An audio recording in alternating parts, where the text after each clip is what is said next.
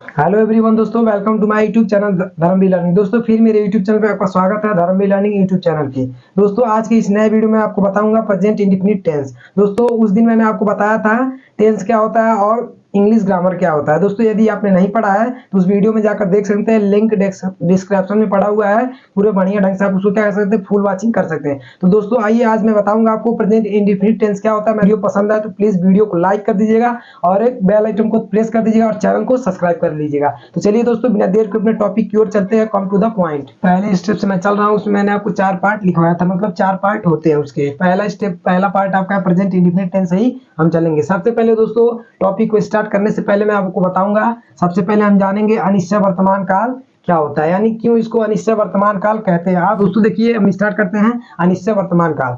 मैं आपको इसका सबसे पहले पहचान बताऊंगा, पहचान क्या होती है, इसको पहचानने का नियम क्या होता है। ठीक है दोस्तों, मैं यहाँ पे लिख रहा हूँ पहचान इसका क्या होता है। ठीक है, आप देखिएगा, इसको ध्यान से देखिएगा। पहचान इसकी क्या होती है, प्रेजेंट इंडेफिनिट टेंस की, यानी अनिश्चय वर्तमान काल। हिंदी में बोले तो अनिश्चय वर्तमान काल। देखिए दोस्तों, इसकी पहचान मैंने लिखा है, जिस वाक्य के अंत में, जिस वाक्य के अंत में ता है, ती है, ते है, तू है इत्यादि शब्द आते हैं उसे अनिश्चय वर्तमान काल कहते हैं। यहाँ तक दोस्तों आपका क्लियर है? ओके है। देखिए एक बार और मैं पढ़ दे रहा हूँ, जिस वाक्य के अंत में ता है, ती है, तू है इत्यादि शब्द आते हैं अनिश्चय वर्तमान काल कहते हैं। ठीक है दोस्तों, जैसे फॉर एग्जाम्पल मैं आपको बता रहा हूँ। ठीक है, मान लीजिए सपोज दैट मैं फॉर एग्जाम्पल में लिख रहा हूँ, रामू पत्र लिखता है। ठीक है, और दूसरा वाक्य दोस्तों आपका, वे मैदान में क्रिकेट खेलते हैं।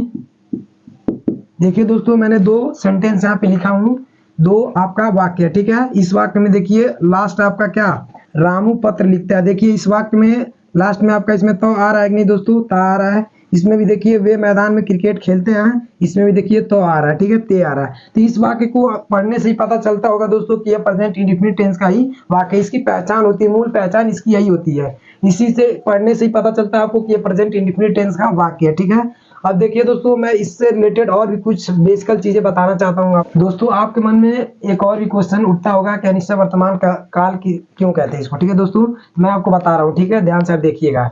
देखिए आप, मैंने एग्जांपल दिया, मोहन विद्यालय जाता है। तो दोस्तों मोहन विद्यालय जाता है, आपने मोहन को घर से भेजा विद्यालय के लिए। ठीक है दोस्तों, तो मोहन जब विद्यालय के लिए घर से निकला, लेकिन यह कंफर्म नहीं है कि वो घर से तो गया विद्यालय के लिए पढ़ने के लिए, लेकिन बाहर जाने के बाद वो पता नहीं कि वो विद्यालय में गया कि सिनेमा हॉल में गया या कहीं घूमने के लिए गया, यह कंफर्म नहीं है। इसीलिए दोस्तों इस वाक्य को पढ़ने से ही पता चल जाता है आपको। इस कंडीशन को देखते हुए हम कहते हैं कि वो अनिश्चय वर्तमान काल इसे कहा जाता है। ठीक है दोस्तों, वह निश्चित नहीं होता है कि वह विद्यालय में ही जाएगा, क्योंकि आपने घर से भेजा, बाहर जाने के बाद वो खेलने के लिए भी जा सकता है। ठीक है, कंफर्म नहीं है। इसीलिए आपका रूल और नियम कहता है कि अनिश्चय वर्तमान काल इसे ही कहते हैं, इसका बहुत मूल पहचान होता है।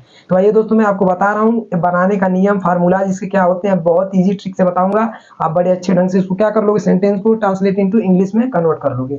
देखिए दोस्तों, मैंने लिखा है बनाने का नियम। फर्स्ट रूल आपका देखिए दोस्तों, बहुत आसान है, बस आपको समझना है। ठीक है, देखिए कह रहा है एक वचनकर्ता के साथ ब्रैकेट में ही, सी, कॉमा, इट, रामू, मोहन इत्यादि एक वचनकर्ताओं के साथ हमेशा मुख्य क्रिया में, यानी ब्रैकेट में लिखा हुआ है मेन वर्ब उसको कहते हैं, मुख्य क्रिया में यस या ईएस जोड़कर संपूर्ण वाक्य लिख देते हैं। और यहाँ पे इसके नीचे मैं लिखा हूँ फार्मूला, मतलब इसका बनाने का एक फार्मूला होता है। जैसे आपका मैथ का फार्मूला होता है a+b का होल स्क्वायर पे आप पुट करते हैं, वैल्यू को फाइंड कर लेते हैं, सेम उसी प्रकार इसका भी एक फार्मूला होता है इंग्लिश का। ठीक है, तो फार्मूला आपका देख सकते हैं वीडियो में। सब्जेक्ट है, फिर उसके बाद आपको सबसे पहले सब्जेक्ट लिखना है। First of all you have to write subject and after that main verb, and after that main verb में यस या ईएस, उसके बाद फिर ऑब्जेक्ट, उसके बाद फिर अदर वर्ड कोई लिख सकते हैं। ठीक है, तो दोस्तों मैंने यहाँ फॉर एग्जांपल में लिखा है। तो सबसे पहले हिंदी मैंने जो यहाँ पे सेंटेंस लिखा है, इसमें और भी कुछ मैं आपको बहुत गहराई चीज बताना चाहता हूँ, आपको समझना है। ठीक है दोस्तों, देखिए मोहन पत्र लिखता है, तो सबसे पहले हम जानेंगे हमारा सब्जेक्ट कौन है, मेन वर्ब कौन है और आपका ऑब्जेक्ट कौन होगा। ठीक है, और देखिए दोस्तों, मैं एक चीज और भी इसमें बताना चाहता हूँ आपसे कि देखिए दोस्तों, एक नोट पॉइंट में यहाँ पे मैं आपको बताना चाहता हूँ, यहाँ पे आप लिख लीजिएगा नोट पॉइंट में, यहाँ पे एक छोटा सा नोट पॉइंट लिख लीजिएगा कि हैं, कॉमा, हूँ इत्यादि की अंग्रेजी नहीं लिखते हैं। ठीक है दोस्तों, इसमें जो प्रेजेंट इंडेफिनिट टेंस का वाक्य होता है, इसमें है हूँ कि कभी भी आपको क्या करना है, नेवर, आपको कभी है हूँ कि इंग्लिश नहीं लिखना है। ठीक है दोस्तों, जैसे यहाँ पे है आया है तो आपको ये नहीं आपको लिखना है कि है आया तो इज लिख देंगे, है मार लेंगे, क्योंकि प्रेजेंट इंडेफिनिट टेंस का वाक्य आप पढ़ रहे हैं, इससे वर्तमान काल का वाक्य। ठीक है, तो इसमें कभी भी आपको भूल कर ऐसा गलती मत करना है हूँ कि इंग्लिश आपको लिखना है। ठीक है, इसलिए मैं यहाँ पे नोट पॉइंट में लिखा हूँ है हूँ कि इंग्लिश कभी भी आपको नहीं लिखना है। तो देखिए मैं बताने जा रहा था आपको मोहन पत्र लिखता है, तो सबसे पहले हम जानेंगे हमारा सब्जेक्ट कौन है। तो देखिए दोस्तों, सब्जेक्ट आपका यही है मोहन। ठीक है, तो मैं यहाँ पे लिख रहा हूँ आपका कर्ता, यानी मोहन आपका क्या है, सब्जेक्ट। ठीक है, तो सब्जेक्ट इसको ऐसे आप पहले दर्शा लीजिए। ठीक है दोस्तों, सबको आप पहले डिनोट कर लीजिए। ठीक है, सब्जेक्ट, और देखिए यहाँ पे आपका क्या है, लिखता है, तो ये आपका हो जाएगा मेन वर्ब। ठीक है, और यहाँ पे देखिए जो पत्र आपका क्या होगा, ऑब्जेक्ट होगा, तो यहाँ पे आप ऐसे ऑब्जेक्ट लिख दीजिए, लिख सकते हैं। ठीक है, तो अब देखिए दोस्तों, मैं इसमें थोड़ा और भी गहराई से आपको बताऊंगा सब्जेक्ट की पहचान क्या होती है, थोड़ा हम जान लेते हैं इसके विषय में। सब्जेक्ट, देखिए दोस्तों, सब्जेक्ट का बहुत डिफिनेशन होता है, मैं आपको बता रहा हूँ मौखिक में, अपने भाषा में बता रहा हूँ, आप किसी भी तरीके से समझ सकते हैं उसको।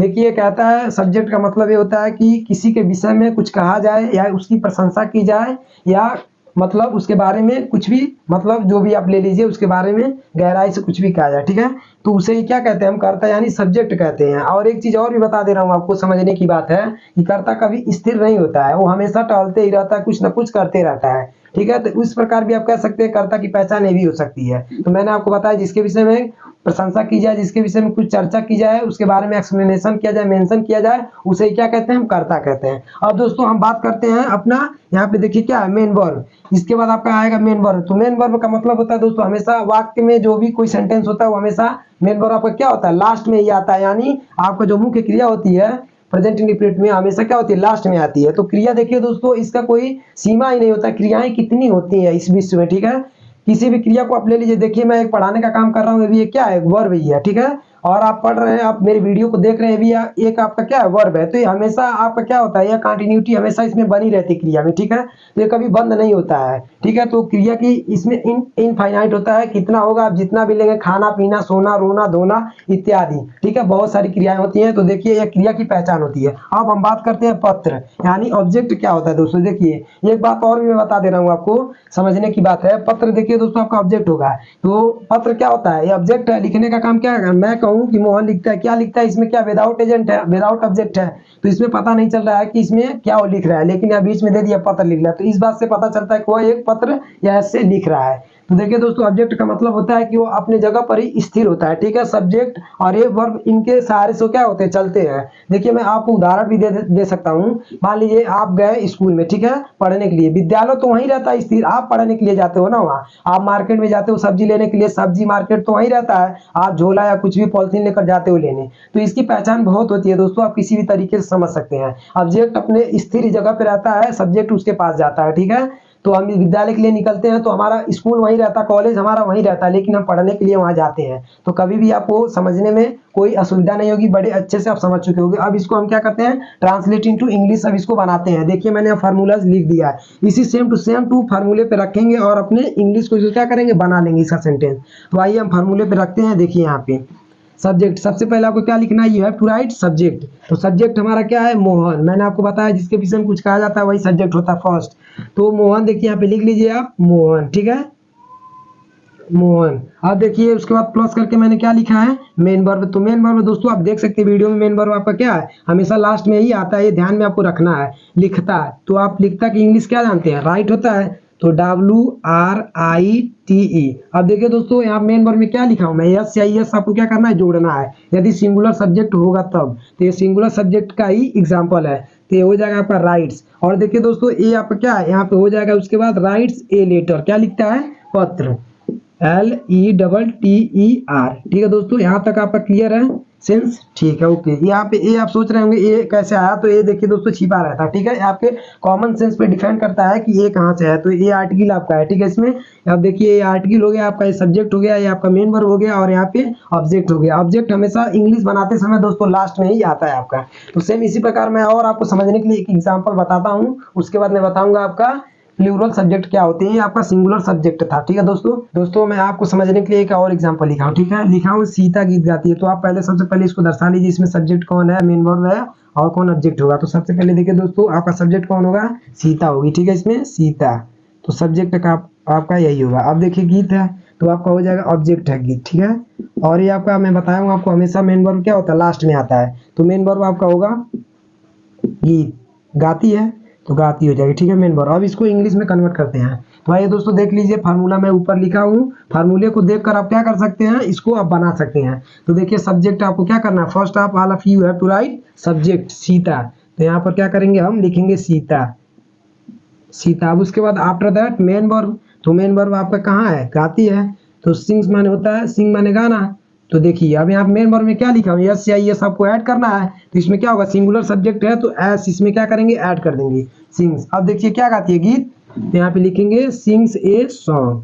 ये आपका वाक्य कंप्लीट होता हुआ। ठीक है दोस्तों, देखिए इसमें भी ए आपका छिपा रहता है। ठीक है, तो इस तरह दोस्तों ये सिंगुलर सब्जेक्ट थे। अब इसके बाद मैं बात करता हूँ प्लूरल सब्जेक्ट क्या होते हैं, उसको कैसे बनाते हैं, उसका नियम क्या होता है, उसके फार्मूलास कैसे होते हैं, बड़े आसानी से मैं बताऊंगा। तो इसके साथ मैं इसको इरेज करता हूँ, जगह नहीं है। फिर मैंने आपको दोस्तों बताया एक वचन कर्ता क्या होता है। अब बात करते हैं बहुवचन कर्ताओं के साथ कैसे इसको बनाते हैं, नियम क्या होता है और इसका रूल क्या होता है, फार्मूलास क्या होता है। मैंने यहाँ पे बोर्ड पे लिखा है और इसमें भी नोट पॉइंट में कहता है हाई हूँ की इंग्लिश कभी नहीं लिखते हैं। ठीक है दोस्तों, उसकी इंग्लिश है हूँ की नहीं लिखी जाती है। तो देखिए दोस्तों, बहुवचन कर्ता के साथ ब्रैकेट में लिखा हूँ I comma we comma they comma you इत्यादि बहुवचन कर्ताओं के साथ हमेशा मुख्य क्रिया में यस या यस नहीं जोड़ते हैं, वाक्य को ज्यों कहते हैं लिख देते हैं। ठीक है दोस्तों, अब यहाँ पे लिखा हूँ formula subject plus main verb plus object plus other verb. यहाँ तक दोस्तों आपका क्लियर है। फॉर एग्जांपल मैं लिखा हूँ, उससे भी दोस्तों ये आसान है। ठीक है, आप बना सकते हैं, दोनों आसान है, बस आपको समझना है और बनाना है।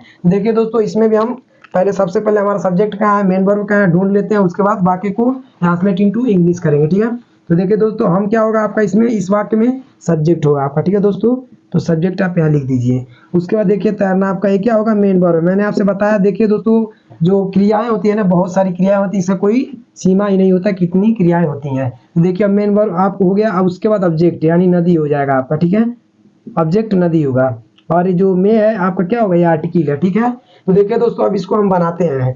तो देखिए हो जाए, ये आप जब बनाएंगे आप तो लिखेंगे फार्मूले को पहले, सबसे पहले आप देख लीजिए, सब्जेक्ट आपको क्या करना है, लिखना है। You have to write subject we. तो आपका क्या होगा, वी। अब देखिए दोस्तों, यहाँ पे आप देख सकते हैं फार्मूले में मेन वर्ब है। तो मेन वर्ब आपका यहाँ है, तो स्विम। स्विम माने क्या होता है दोस्तों, तैरना होता है। तो यस WIM स्विम। अब कहाँ तैर रहा है दोस्तों, नदी में। तो इन द रिवर, क्या होगा दोस्तों, इन द रिवर। तो इस तरीके से दोस्तों आपको क्या करना है, प्लूरल सब्जेक्ट को बनाना है। ठीक है, इसी के तरह दोस्तों मैं समझने के लिए आपको दूसरा एग्जांपल बताता हूँ ताकि आपका जो डाउट है पूरी अच्छी तरह से क्लियर हो जाए। ठीक है, देखिए दोस्तों समझने के लिए दूसरा एग्जांपल। ठीक है, तुम रात को पढ़ते हो। ठीक है, तो दोस्तों देखिए सबसे पहले आप फार्मूले में देख लीजिए, आपका सब्जेक्ट कौन होगा, इसमें तुम होगा। तुम का इंग्लिश क्या होता है, यू होता है। ठीक है, अब उसके बाद देखिए दोस्तों हमें क्या लिखना है, प्लस मेन वर्ब। तो मेन वर्ब आपका क्या है, पढ़ना। तो क्या होगा, रीड, रीड। ठीक है, अब उसके बाद कब पढ़ता है, वो रात को पढ़ता है। तो उसके बाद देखिए ऑब्जेक्ट, तो ऑब्जेक्ट आपका रात ही होगा, तो एट नाइट होगा। ठीक है दोस्तों, क्या होगा, एट नाइट। तो इस तरह दोस्तों आपको बनाना है। प्रेजेंट इंडेफिनिट टेंस का सिंपल सेंटेंस था, प्लूरल और एंड सिंगुलर सब्जेक्ट। तो इस तरीके से दोस्तों आई होप यू गाइस, मैं आशा करता हूं कि एवरी स्टूडेंट मेरे टीचिंग लेवल को बड़े अच्छे ढंग से और डीपली तरीके से समझ चुके होंगे। तो दोस्तों मैं आशा करता हूं कि इस वीडियो को इतना ज़्यादा से ज़्यादा आप शेयर कीजिएगा ताकि उन स्टूडेंट के पास भी पहुंचे और मेरे माध्यम से वो डेली नई नई चीज़ों को सीख सकें। दोस्तों इस वीडियो में आपको मैंने बताया सिंपल प्रेजेंट इंडेफिनिट टेंस का असर्टिव सेंटेंस बताया। दोस्तों फिर नेक्स्ट वीडियो में दोस्तों मैं आपको बताऊंगा नेगेटिव क्या होता है। दोस्तों बहुत आसान होता है, बस इस वीडियो को आप बहुत ज़्यादा से ज़्यादा शेयर कीजिएगा। इसी के साथ दोस्तों मैं वीडियो को एंड करता हूँ, फिर नेक्स्ट वीडियो में मिलते हैं दोस्तों। जय